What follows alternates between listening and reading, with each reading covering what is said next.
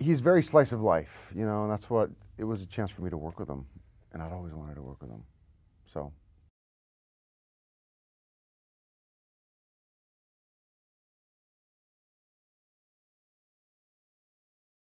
It was the first time, but I'd heard great things. I mean, everybody that I knew that had worked with him said that he's the sweetest guy that you'll meet, and there's a reason why a guy like that is so beloved, because it's not just, you know, he sets the temperature for the set, because everybody sort of feeds off of his good nature, and it's a nice place to work, you know, because it isn't always like that.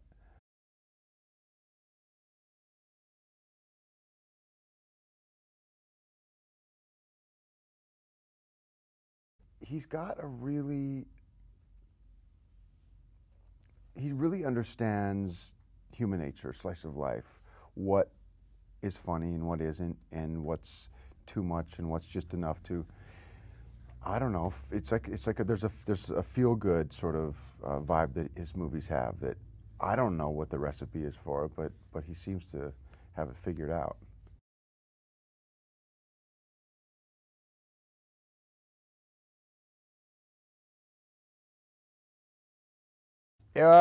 You know what? It wasn't so bad actually when we were out there. I mean, it was, I believe, well, that's not true. There were some times that were, but the stuff that was outside wasn't too bad. It was unseasonably warm while we were there. I mean, it was snowy outside, so it was meant to feel cold. But, you know, that tux was my dad's tux.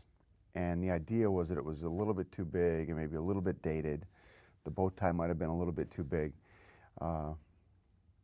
But, you know, that was my major character choice in this movie. I thought it was pretty ballsy.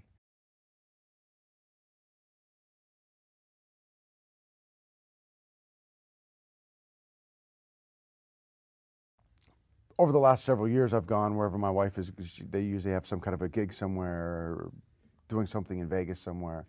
So I end up just sort of going and tagging along wherever that is. Nobody's asking me to perform at, you know, the latest club in Vegas.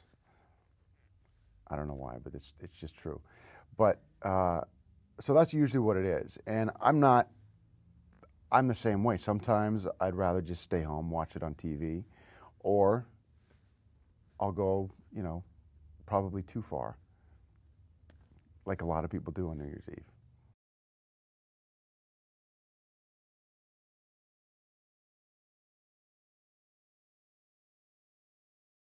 Well, to be truthful, a lot of the times I'll fall asleep at about 10 and then wake up at about 2 in the morning and it's already over with. So, but I got to say, maybe the best New Year's Eve that I've had was, let's see, it would have been 4 years ago. Right after Katie Heigl and her husband got married, my wife and I just gotten engaged, and we were both at the same resort in Cabo San Lucas. And at the end of the night, we just met them, invited us up to go this tequila bar. We did some shots of tequila. It was New Year's. It was beautiful. It was Mexico. The band had just quit playing, and there's still maybe 40 people lingering around. And her husband gets up and sings a song to her, asked the band if he could turn on the mic and sing Katie a song.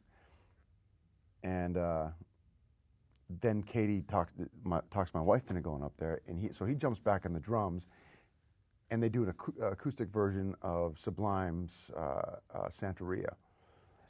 And I just remember thinking, God, this is so cool, because there's still 40 people just sort of jamming to it. And Katie and I looked at each other, and I was like, well, see, we can't do this. We can't just take our show on the road. What are we going to do? Like recite Shakespeare? Nobody wants to see that. But if, as a musician, you can do that. You can go anywhere and you know, go play.